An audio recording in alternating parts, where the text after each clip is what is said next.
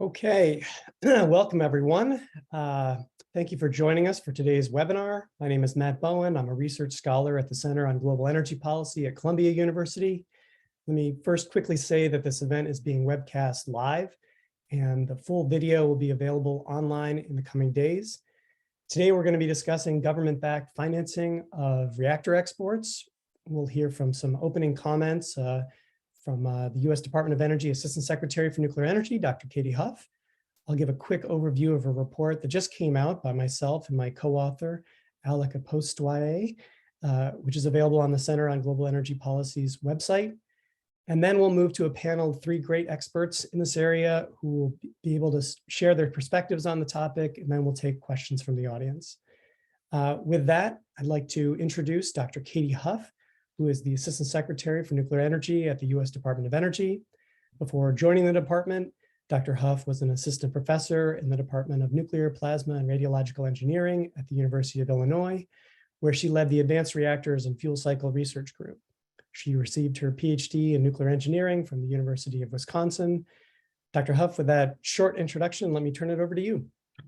Thank you so much, Matt, and thank you to Columbia and for the Center on Global Energy Policy for having me today. I think this is an incredibly timely report. I enjoyed reading it, both as an academic and as one of the sort of target audience members for its intent. You know, the recommendations in this report are really compelling and I think on point with regard to what we do need to do in the United States to contemplate how we plan to contribute to nuclear leadership globally, nuclear exports towards our climate goals, and to support energy security worldwide. You know, we're at a real turning point, not just for the future of nuclear energy, but critically for our efforts to tackle climate change and meet the escalating challenges to our world's energy security. We cannot hope to solve these problems without nuclear energy, and we cannot demonstrate or deploy new nuclear technology in other nations without the right tools for financing them. One of the biggest challenges for constructing and developing new nuclear reactors here in the United States is financing them here domestically. And so it's no surprise at all that a similar challenge exists deploying them internationally. I believe, and I think most nuclear engineers believe, that some of the greatest technologies in nuclear reactors come out of the United States. And that on its own cannot sell these reactors or export them to the nations that are interested. They need workforce infrastructure, they need regulatory frameworks, they need advocacy and commitment from our nation and partner nations, and they need financing.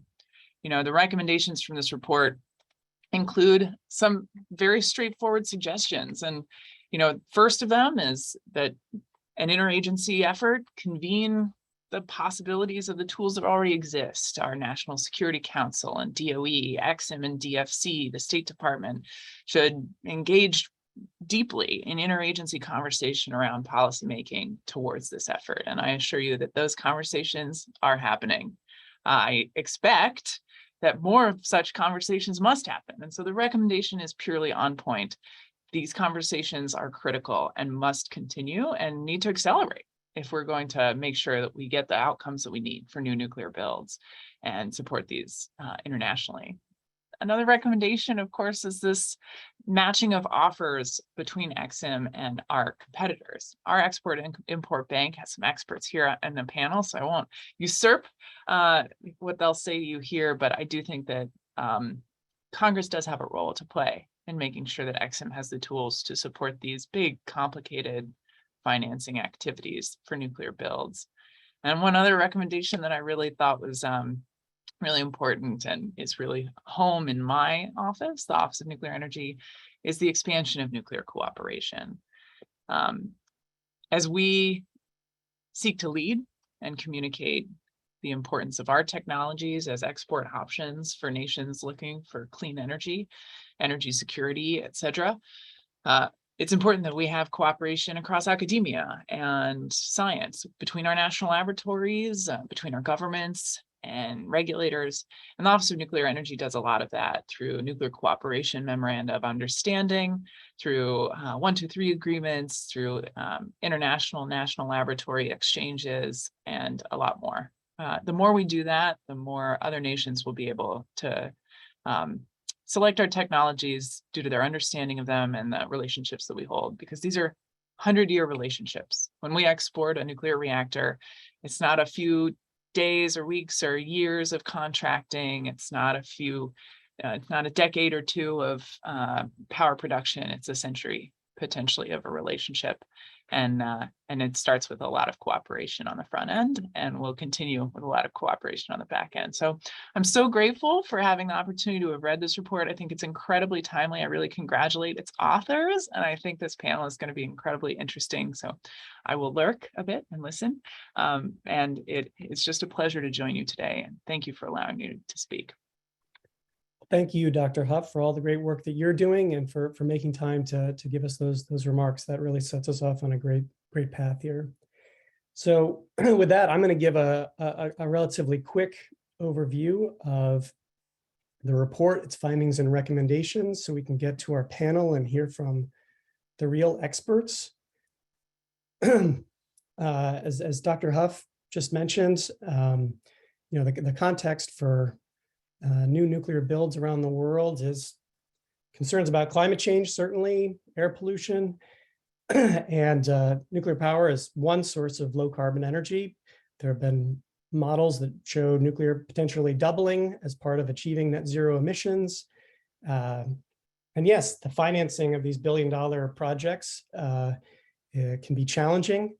In the report, we sort of identified Russia, France, China, and South Korea as suppliers that have been supplying reactors over the past 20 years, are likely to continue to be in that sort of competitive mix. And we explain the reasoning behind the decision for that selection. One thing we note, all of these competitors that US vendors are going up against are state-owned, whereas we have private entities here in the United States.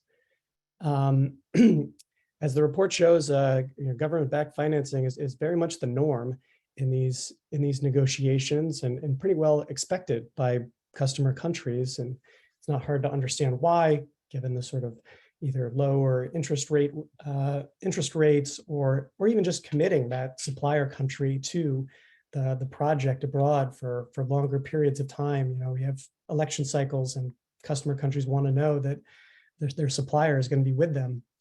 Of note, and we'll certainly talk about this more on the panel, there is an arrangement between OECD nations on export credits, which has provisions related to reactor supply. The United States, South Korea, France are, being OECD members, committed to that arrangement, but Russia and China are, of course, not. And we'll talk about some instances where those countries have provided, say, loans that are at, nominally more generous terms than what the OECD arrangement would allow. So, financing is one piece of that. It's an important piece, as we'll talk about, and there are certainly others too. Part of our research was going back to the beginning and looking, and it was clear to us that financing has been a part of this equation since the very beginning of US reactor exports. In 1956, Exim Bank and the Atomic Energy Commission issued a joint statement on their intention to assist in the construction of atomic reactors in other countries. And Exim Bank specifically would be considering loans to both private entities and government entities abroad. And of course, some of these reactors are still operating today. Laguna Verde in Mexico was just extended for another 30 years. This isn't actually all of the countries that Exim Bank supported US nuclear exports to. It's drawn specifically from the annual reports and press releases on the Exim Bank Digital Archives website. And we saw some evidence elsewhere that there have been some other countries like Sweden where Exim had provided loans, and then of course there were other parts of the U.S. government that provided financing assistance. USAID, for example, had a loan to India for the Tarapur reactors. Fast forwarding to today, while we used to be the dominant supplier, today it's clearly Russia.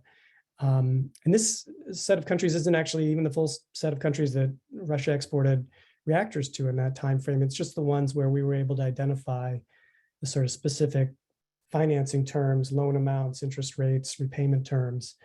And there are three that are hatched that the VVR reactors have been announced, but they aren't actually yet under construction. And stemming from the Ukraine invasion, Finland has reversed course and decided not to move ahead with the Hanhikivi project. But at least to date, Egypt and Hungary haven't reversed their decision, and none of the countries with VVRs under construction seem to have changed their mind either. One of the goals in the report was to try to put out in a sort of plain format some of these financing terms for U.S. policymakers to consider, to see sort of what U.S. competitors are doing.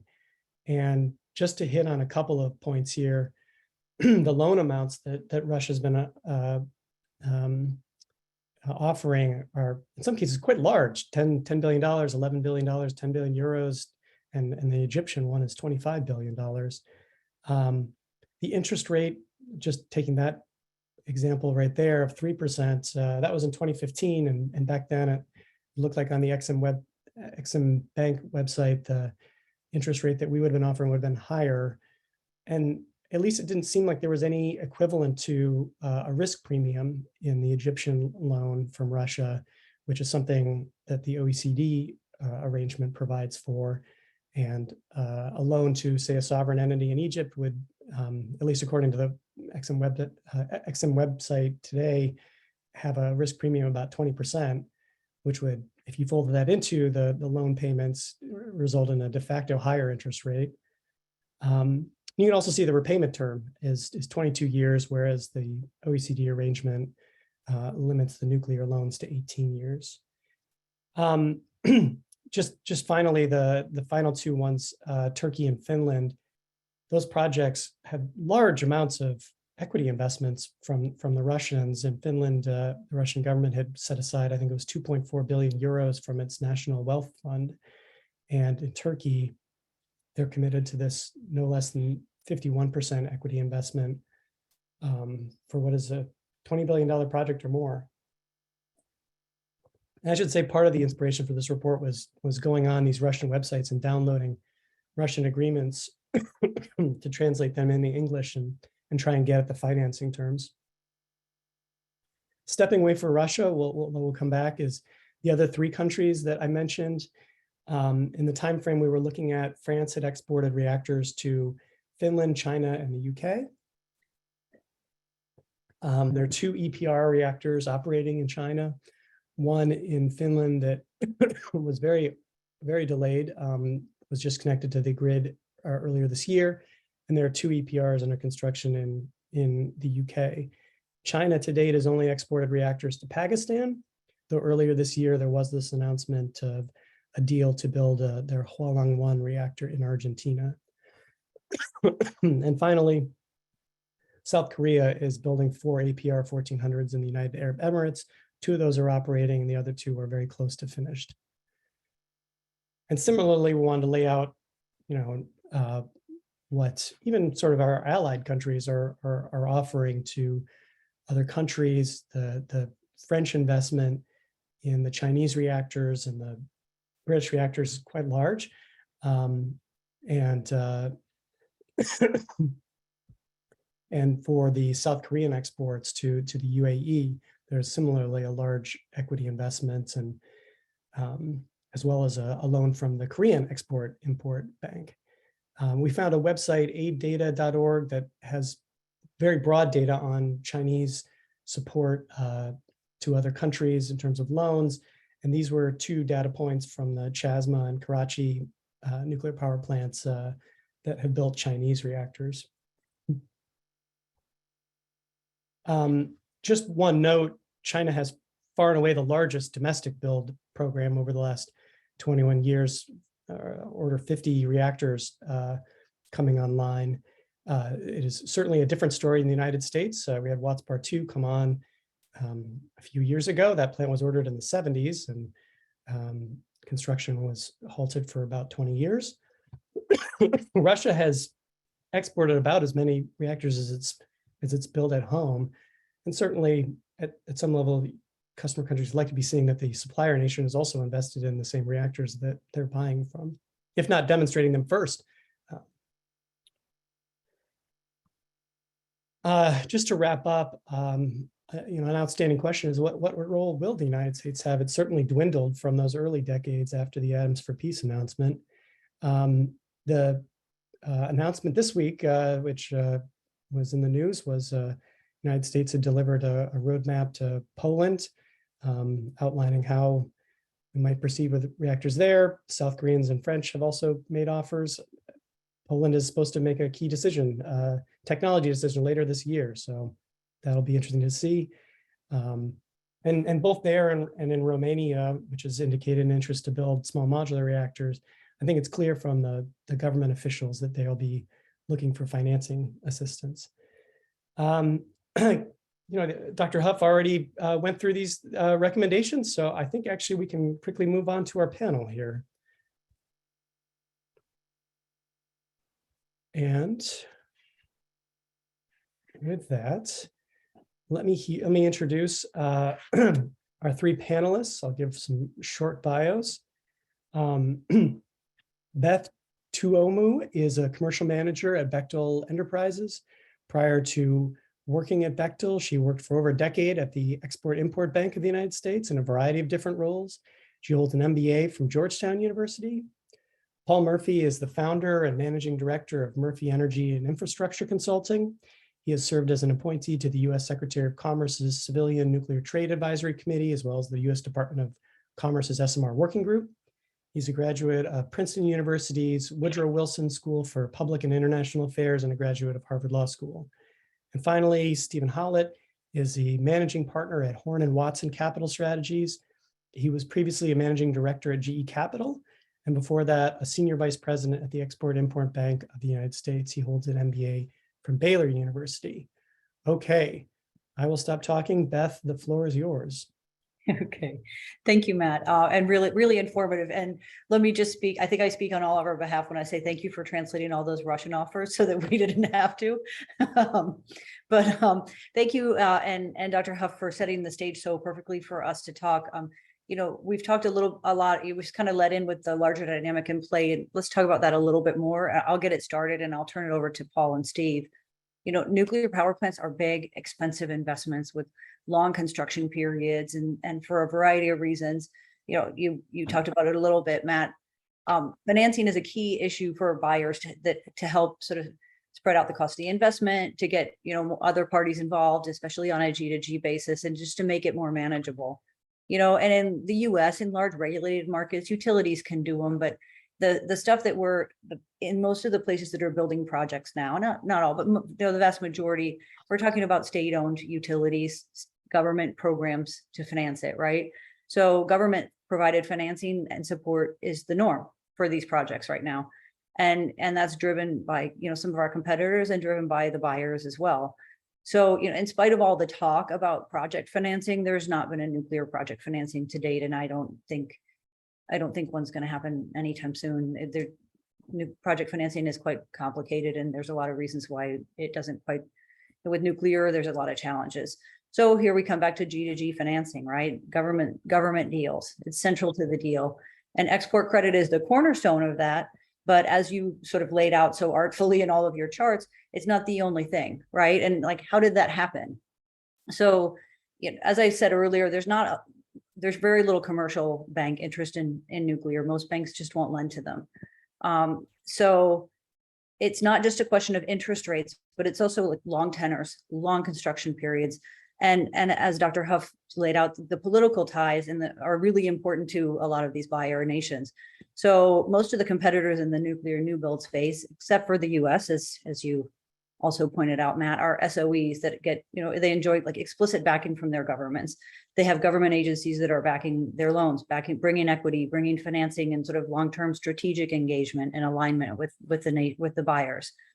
So stepping back to sort of, like I said, the cornerstone being export credit, traditionally government financing would come from ECAs through the OECD arrangement, which is a non-binding framework. It's, it's a gentleman's handshake agreement that was designed many decades ago. It feels like 100 years ago, but it wasn't that long, to sort of level the playing field so that buyers were making decisions based on technology and not based on financing. And how well that ever worked out, sort of is probably the subject of another debate, but it more or less held for a while. But in the last couple of decades, as non-OECD members have sort of really stepped up their game in terms of what they're going to provide, like the Chinese in nuclear, the Russians, the Brazilians, all these non-OECD players started to ramp up financing, not just in nuclear, across sectors. This is a widespread trend.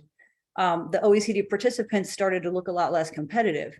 So you started to see OECD members saying like, well, sure, we offer OECD loans, but we can also offer investment support, and we can offer investment loans, and this is a strategic national interest. So we're going to offer equity for this. And so it started to sort of, they were looking for ways, I don't blame them. They're looking for ways to make their country, their national champions more competitive, right? So all of this non-OECD compliant financing has really sort of taken a not particularly level playing field and really tilted it. It's kind of broken the model in a lot of ways. So several of the large competitor nations are offering, national interest, team China, team Korea, team France, much more fully integrated solutions. In the US market, US market just isn't designed that way. So, and Matt, in your paper and in your slides, you show how much of this activity has moved outside of the OECD, and it's driven by this dynamic, right? That governments are trying to help their national champions to compete. And so state competitors are just bringing these large tickets and equity, which when ECAs started issuing equity, everyone was like, what? But they're like, oh, it's not that, it's just a strategic investment. So it's outside of the OECD, and they just kind of go ahead and do that. So I think I've probably spoken long enough, and I don't want to dip into Paul's time. So if there's something you'd like me to address, I will, but otherwise I'll cede the floor and let Paul and then Steve jump in. No, that was great, Beth. Thank you. And yeah, Paul, let's turn to you next.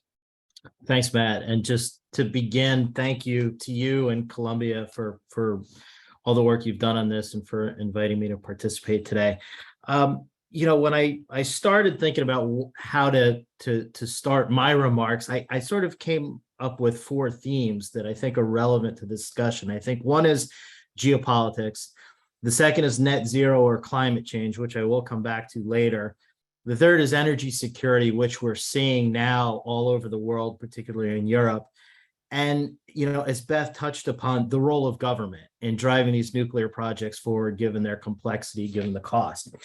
And I think we find ourselves in a unique moment in time. You look at February 24th as that key moment where the world changed. And I would argue that it was already changing before then when we think about China. But, when we think about Russia and all the competition out there and the competitive edge that the Russians have, it's really going to be interesting to watch how they are viewed going forward.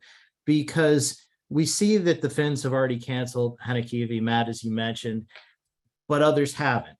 And when you look at how the world has changed and the view of Russia has changed, and the long-term relationship that Dr. Huff touched on in her remarks, who you partner with is just as important as how much the reactor costs and does it work. And that's an important theme for as we go forward in this discussion. And as pre-COVID, we were talking about, well, look at what the Russians are doing, but just wait for the Chinese. They're coming, and they're going to be the more formidable competitor because of their size, because of their economy. So yes, the Russians, but watch out for the Chinese. That's the next wave. But now you have to sort of ask yourself, how are people going to view China? Because guess what? Pre-COVID, pre-Ukraine, the UK was already backing out of its relationship with the Chinese on their nuclear program for geopolitical reasons. And we can talk more about that maybe in the Q&A, but we already saw changing attitudes about China from a national security, from a geopolitics perspective. So I think seeing where this all goes is important, But then similarly, you have to ask yourself, what's the alternative? You know, when you look at the Finns canceling their project, Egypt could have canceled theirs. It was early enough, but they didn't. Why? And one of the questions is, well, what was being offered as an alternative? You know, it's fine to say, don't deal with the Russians, don't deal with the Chinese. But if we don't have something to offer that's readily available, sort of this integrated offering that everybody likes to see, the technology, the EPC, the fuel, the financing, everything, and say, it's ready, here we are, just tell us where you want it. It's hard for these countries to back away from the Russians or the Chinese, because if these are strategically significant projects, if this is critical infrastructure, it's hard to just back away from one and then not have something to replace it with. And, you know, so why do we care about this? Well, you know, you look at the dependencies that are created because of the size of these loans. We've seen it with Belt and Road. We've seen some of the problems that that creates.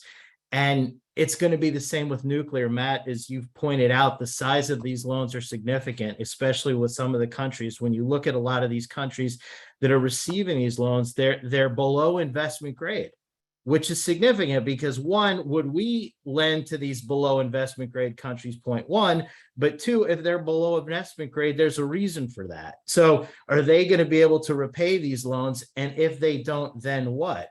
And when you look at some of the voting in the UN after February 24th, you look at some of the countries that did not vote against the resolutions that were abstained. And why was that? Because of the dependencies that are created, because of some of their fundamental needs that are the need to come out of places like Russia and China. And that's has to be layered into all of this. And then the other thing that people were saying, but I think it is really valid, there was this point about the need for US leadership because we set the highest standards for nuclear.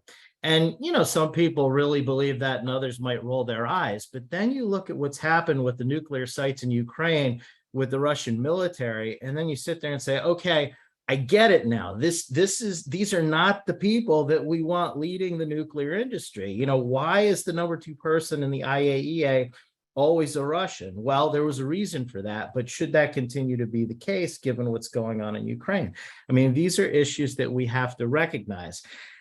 I think coming sort of just to touch upon a few financing things very quickly, I think what we see is the importance of bringing equity to the deal is one of the biggest challenges because we do have debt instruments. Exim is supportive. We can get there or close to there on debt. It's really the equity where we don't have an answer. And that's one of the things that is a differentiator for the Russians and the Chinese and where we need to really do something. The other thing is early stage support. So pre-FID, investment decision, pre-financial close. There's a lot of costs programmatically or project-wise that need to be covered that a lot of these countries can't. Where's that money going to come from? That's another opportunity for us to go in because at that same time, this is where countries need help. This is where we can bring in our experts, whether individuals or some of the companies or labs, universities. We have all these resources, but they cost money. Who's going to pay for it? That's where we can really help set up these programs. So I think that's another thing, because when we then put that climate change piece into this, and this will be my last point, is that's where we have a lot of newcomer countries that need this help. And if we're not going to provide that help to bring them along, either they're not going to build nuclear, which creates a climate change problem, or they're going to go with people that are going to provide that support, which could be the Russians and the Chinese. So these are the trade-offs that we have to make. And just one last thing, Beth touched on some interesting things about how institutions are changing behavior. JBIC put $110 million into NuScale. That was kind of a wow moment for me because JBIC does have an overseas investment loan program that they've used. But it's a different thing. They actually put equity into NuScale. And that is sort of a wake up and take notice moment just for the fact that they did it, but it wasn't an immaterial amount. 110 million is real money in the SMR space. So I just want to finish with that point and turn it over to Steve. Thank you so much. Yeah, thank you, Paul. That was great. Steve, you're batting cleanup. Oh, I tell you, it's always easy to follow Beth and Paul because they make all the real salient points and just really what I would like to do is just kind of emphasize a couple of the things and expand just a little bit on some of the key issues that they've already touched upon.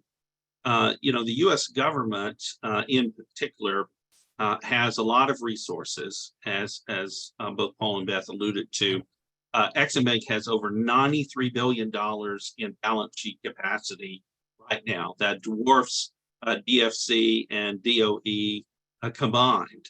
And they are, you know, underutilized as far as an export credit agency is concerned for a lot of various reasons. So they have lots of money. The issue is, you know, how are you going to access it?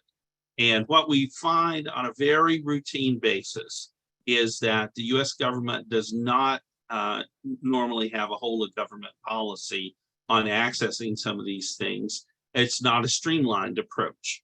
And, you know, that's always my message to anyone that will listen, whether it's DOE or state or Treasury or XM or others. You really need to have a streamlined approach to all of these sorts of things so that you've removed the obstacles, as Paul very aptly alluded to, is these countries need help. They often don't have the human capital to be able to put some of these things together, especially for small markets where they lack the regulatory framework, they lack the workforce, all of these sort of things. And the US has tons of resources to be able to bring those up to speed, but it's inefficiently deployed. For example, you know, I've always advocated that if the NRC has approved a design, Exim Bank should just automatically accept it. I live in Rockville with the NRC, they're my neighbors.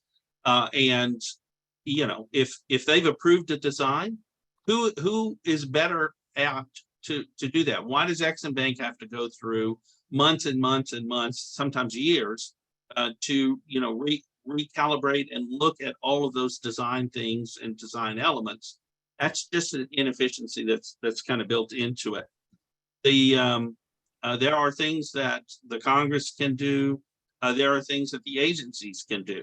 One of the examples that was brought up is DFC. Right? DFC is potentially an equity source, or certainly can guarantee equity. That's within their mandate, but they've shied away from that for a variety of different reasons. We need team U.S. government to kind of get on the same page. And you know, last example I'll give on what the U.S. government can do to work together is the OECD adopted a much more generous local cost policy, which is critical for nuclear reactors because a lot of local cost go into these, the site preparation, all of the construction, just the cement, concrete, all of the works, all of those sort of things. So not only is the US not keeping up with Russia and China, they're not even keeping up with France and Korea or Japan because they haven't adopted the new local cost policies, which were approved in July of 2021. So here we are, September 2022, nothing has happened. The world notices this stuff. They pay attention to it, as they should. And, you know, the local cost piece, the US is better at that.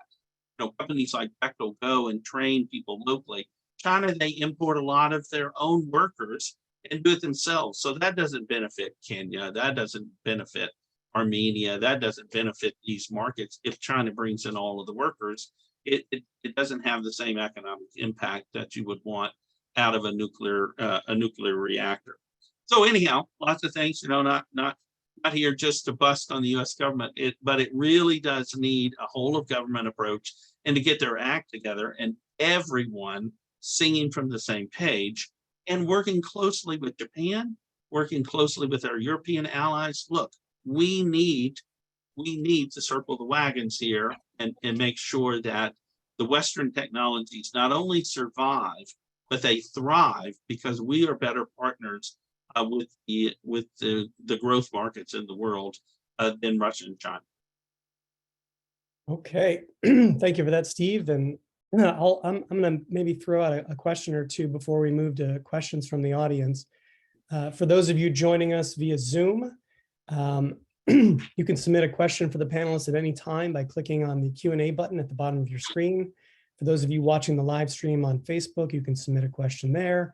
You can also submit questions via Twitter using the hashtag CJEPLive and our Twitter handle at Columbia U Energy. So maybe I'll give everyone another bite at the apple. We talked about some of these report recommendations for actions the U.S. government could take. I'm sure they're not even close to the full set of actions that could be considered. So is there any other topics or policy issues you all want to throw out? I mean, if policymakers wanted to increase the U.S. competitiveness in the international reactor marketplace, what could they consider? Well, one obvious thing is, and both Paul and Beth alluded to it, and that is the pre-work that's necessary on all of this. Most governments give a little sweetener. The U.S. has the Trade Development Agency, DFC has a similar program, but they're, again, underfunded. And in all of these things, we talked to TDA, and they are a fantastic group of people. And they're talking about 250,000, 500,000. That is not the kind of scale or amounts that we really need to even do the pre-feed work, much less get into the feed work. And that's actually all allowed under the OECD. You have a certain de minimis rule that you can go up to, and on these reactors, it would be very, very large.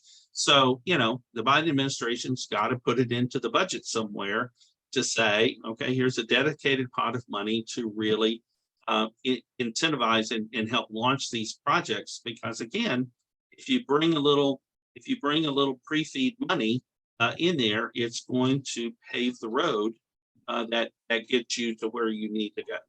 Mm-hmm. Steve, that's a great point. I was thinking the same, and you beat me to it, but great minds think alike, maybe. But no, I mean, you really can't understate or overstate how important the early work is.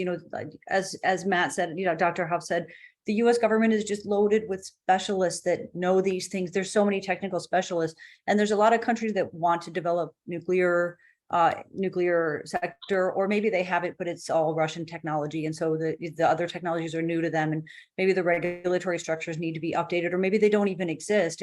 And technical assistance to help establish those things and to help these countries come along is just, I mean, you can't, it's so valuable. I don't even know how to put it into words. And like Steve said, the TDAs and the other US government mechanisms that help support these things, the people are fantastic, and they're going the extra mile times 100, but they're so limited in what they can do, not just in ticket sizes, but the bureaucracy and sort of the accessing of them is so difficult that it takes forever. And that our competitors are just sort of rolling in with the state agency next to them saying, like, how are we going to get this done? And so, it isn't the people, it's the systems that the people need to be freed from to really make it effective. And we've seen some of the US government agencies, led by the DOE, led by the TDA, really do important stuff and push forward really, really useful and meaningful assistance for US companies and for our ally nations that are trying to develop nuclear. And it was a huge amount of work, and we're very appreciative of that. But I guess I would say I would love to see more of it, and I would love to see it less difficult for everyone to get across the line. Okay. And maybe Paul, you mentioned cooperation. I don't know if there's anything else you want to add on where the US government could find ways to cooperate with other countries on these types of reactor export projects. Well, I think that, we hear the phrase Team USA, which is nice and it's important. But when you look at the supply chain for reactors, for large reactors, we know that the supply chain comes out of places like Japan and Korea. And with that, you look at where, SMR technology companies are receiving investments from. And again, similarly, places like Japan and Korea. And so there's an opportunity, I think, to approach these projects in a multilateral way. I mean, if you look at the numbers for what we need to do for nuclear to have a meaningful impact on meeting our decarbonization targets, we can't build them fast enough. There's not enough people out there to build them. And so, I gave a presentation several months ago where, I went back to my old economics class and, David Ricardo, comparative advantage. There's certain things the United States does really well. There's certain things that our friends and allies do really well. And, there's certainly a way for us to figure out how we can sort of provide a best-in-class offering to a particular country. And, two points on that to reinforce. The first is, when you look at Poland and Romania, we have unprecedented action by the United States government in signing these intergovernmental agreements. But Poland and Romania are very different. Poland was really about the United States and Poland and Westinghouse and Bechtel and an AP1000 reactor.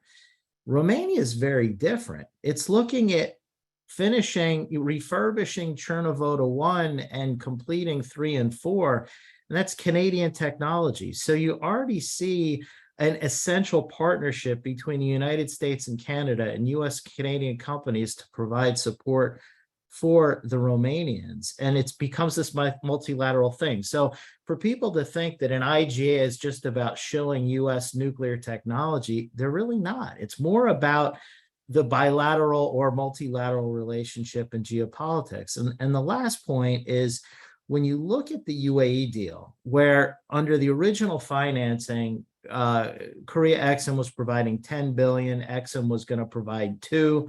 It was all through board, and then the Emiratis decided they didn't want to take on that much debt. But what was fascinating about that was the importance of the third country. And even though it was a Korean reactor, the fact that the US was in the deal, even as the junior partner, was significant because you have sovereign institutions from multiple countries supporting, a technology. I mean, if you say nuclear in the Middle East in the same paragraph or the same sentence, people get nervous.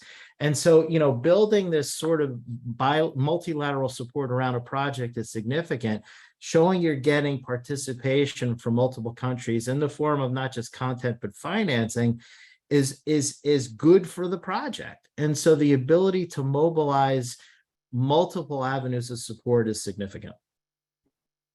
Okay, so let's move to questions from the audience, and there are quite a lot. I've been scanning through them. I'm going to try and pick the ones that are kind of the closest to the financing topic that we're talking about today. So I'll start with, there's a question: where are the barriers in law, policy, or institutional practice to Exim and DFC providing equity to an overseas nuclear energy project? Oh, let me tell you, Exim Bank is expressly forbidden in law from providing equity. So it's in their charter, so no equity is going to come from Exim. Yeah. As far as DFC is concerned, they have more flexibility in their charter, but it's really just by practice. They've done investment funds and other things where they've supported private equity, but they have a role with equity. But it's very de minimis because, again, the Office of Management and Budget say if you put $1 worth of equity into a project, it must be $1. It must be matched by $1 worth of reserve. So there is no leveraging. So if they were to put 100 million in, they would have to have 100 million in program budget to do it. That's just not probably 2 years of their program budget or a year of their program budget, right? Yeah, exactly. You would bust them, they couldn't do anything else. They couldn't do anything. It would wreck the whole agency. So OMB and others need to take on these sort of issues. And if you're looking for Exim Bank to do any sort of equity, again, it's just prohibited. That's a great question.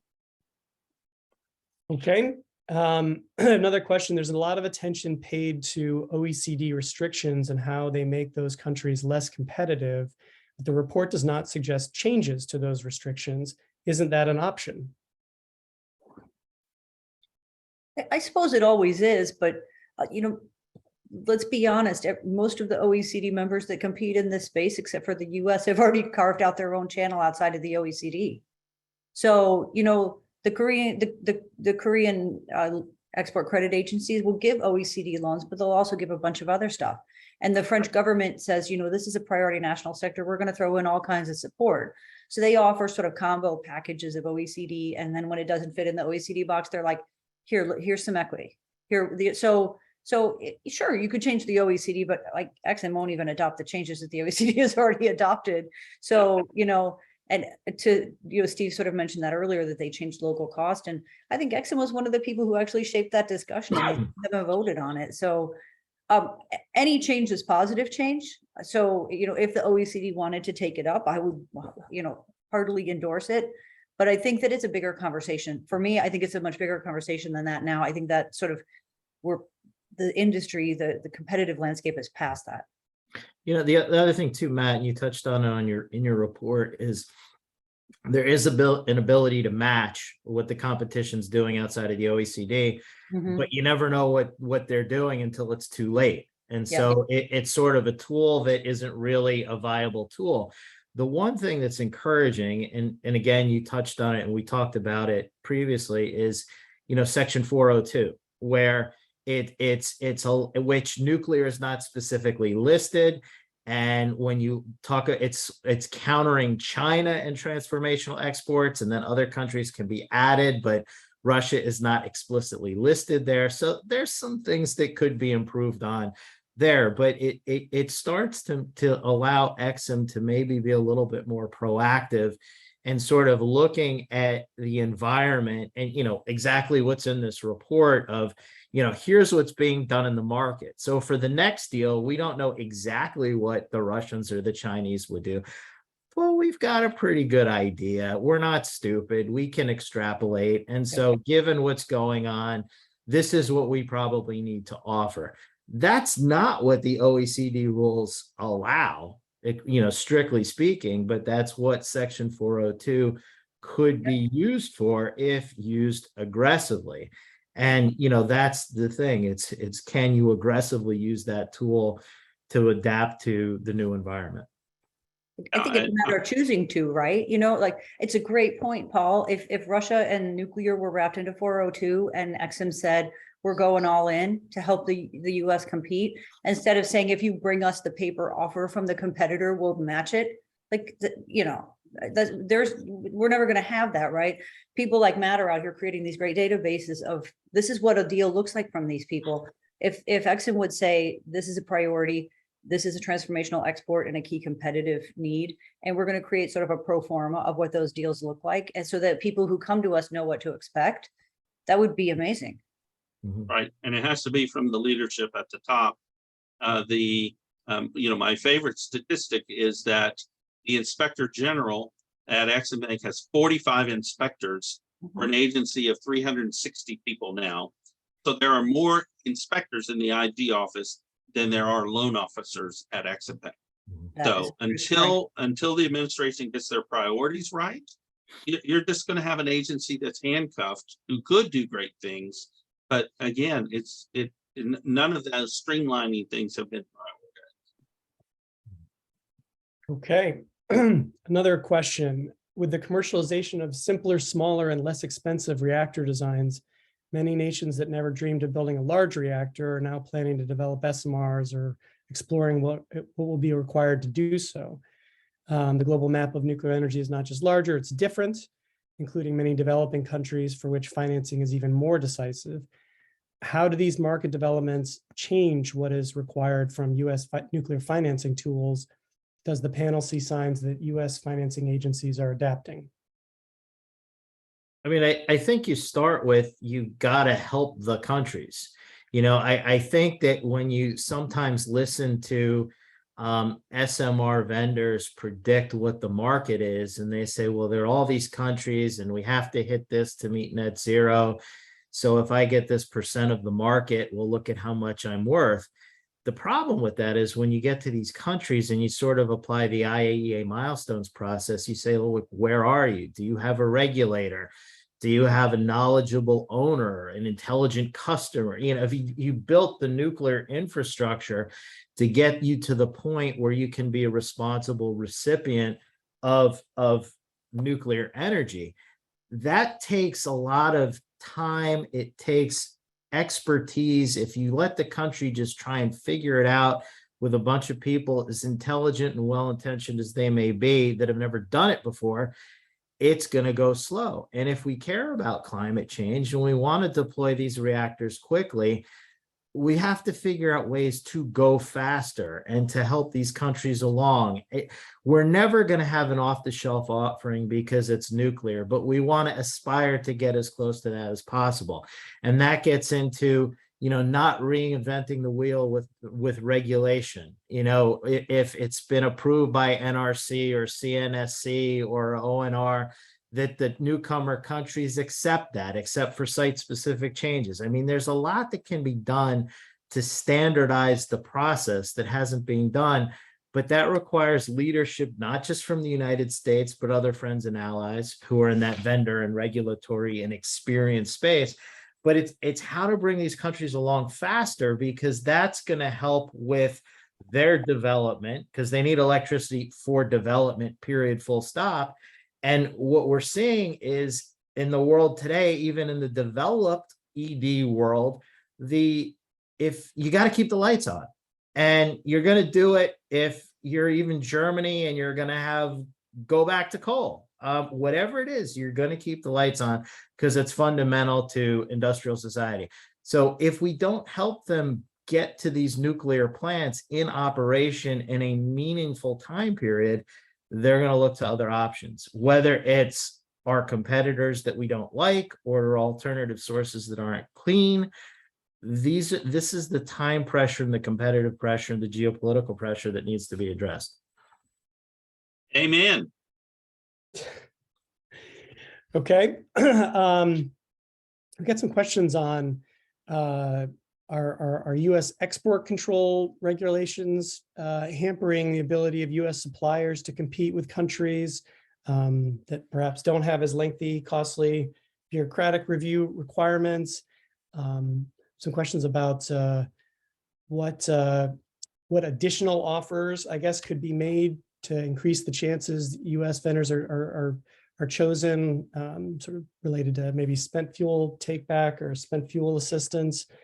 I guess maybe let me broaden it to say, yeah, is there anything in the realm of whether it's 1, 2, 3 agreements or export controls in the executive branch, or are there other sort of enticements, offers that the United States should consider to maybe match offers from other competitors? I think the first thing, without getting too into the weeds, is the approvals just have to go faster. Whether you're getting an 810 or a 110, it takes a while, and that can become an obstacle where the United States writ large is perceived as being too difficult to deal with. There's just too many things, and for a country that's never done it before, they look at all of the checklist is too confusing and too long. And, I think having a central point of contacts, a central clearinghouse where they can call up one person and be guided through it at a minimum, but also speeding it up. I mean, there are sensitive issues in terms of non-proliferation that can't be neglected, but they have to be put in the proper context too. And, there's some very obvious countries that are out there right now where you look and they say, well, they're not willing to sign up to exactly what we want. But if we stand our ground and don't figure out some solutions, they're going to be left with a set of alternatives that's a far worse scenario for the interest of the United States. And so I think, it's like with a lot of things, if you say to somebody, give me your top 10 list. Well, there's a 1 and there's a 10, and there might not be a lot of delta between 1 and 10, but you still got to put a 1 and you still got to put a 10. And so I think the question becomes, where's 1? And, non-proliferation is on the list. It's in the top 10. It's in the top 5. But is it 1? And does that list change for different countries? The answer is yes to that, for sure. You can't treat all countries alike. That's just reality. But organizing the priorities and remembering that whatever's number 1 on the list is there for a reason, and nothing can undercut number 1.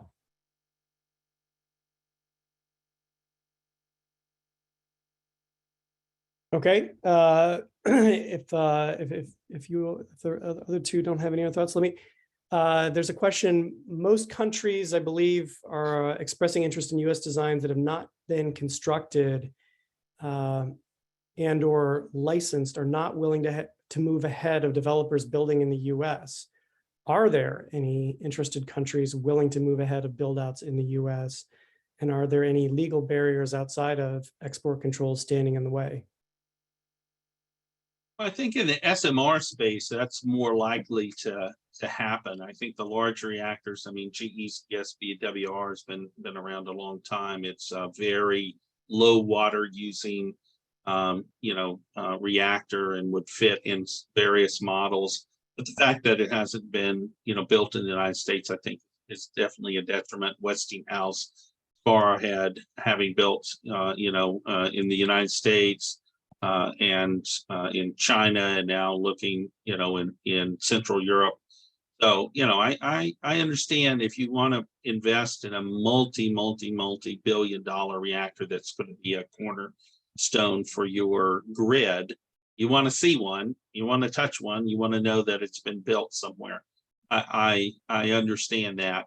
I think on the SMRs, it's the SMR technology's been around since nuclear submarines and nuclear aircraft carriers for 60 years. So there's plenty of expertise and stuff on a more modularized design. I think we will see some of those reactors built elsewhere before they're built in the United States, because they're ideal to take out a coal plant.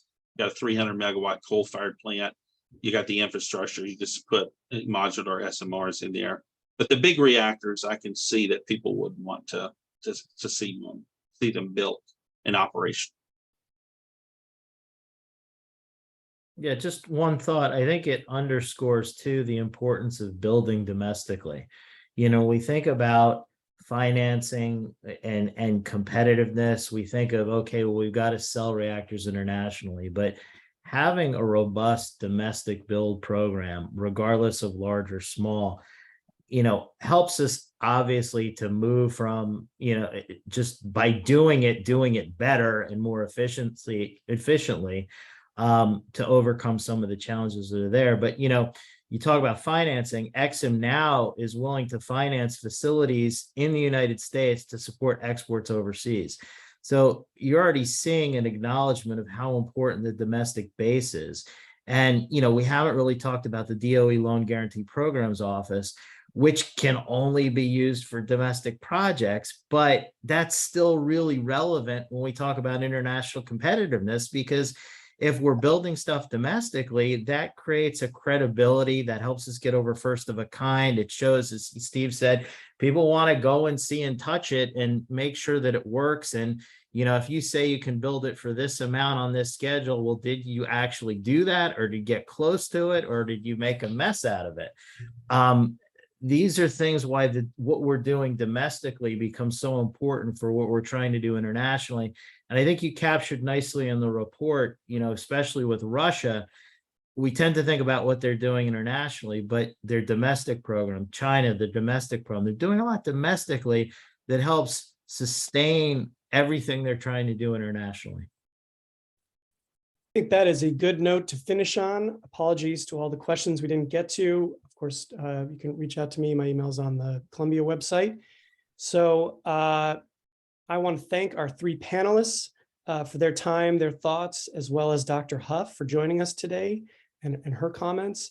Thank you to the audience for all of you tuning in and asking your questions. As we mentioned earlier, the full video recording of this event will be available on our website in a few days. Thank you all and enjoy the rest of your day. Thank you so much, Matt. Thank you, everyone. Great discussion. Thanks.